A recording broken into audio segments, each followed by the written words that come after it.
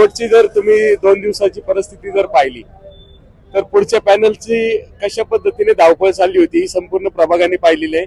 प्रभागानेच नाही तर संपूर्ण पिंपरी चिंचवडने पाहिलेली आहे की कशा पद्धतीने या प्रभागामध्ये आपल्या उमेदवारांना टक्कर देण्याची पण त्यांच्यामध्ये हिंमत नव्हती. काय काय प्रकार झाला, काय होता परवा? काय आलं की बऱ्याच घडामोडी झाल्या. त्याच्यामध्ये त्यांचे जे उमेदवार होते, समजा ते आपले वसंत शेठ विरोधात कोण उमेदवार उभा राहणार याच्यावरती त्यांच्यामध्ये वाद चालू होते की बाबा एवढी भीती होती त्यांना पराभवाची वसंत शेठ विरोधात की प्रत्येक जण म्हणायचा की बाबा मी नाही वसंत शेठ विरोधात उभा राहणार, तू राह. या सगळा गोंधळ गेले 2 दिवस त्यांच्या मध्ये चालला होता की स्वतः जे महापौर होते राहुल जाधव त्यांची काय परिस्थिती होती गेल्या 2 दिवसामध्ये.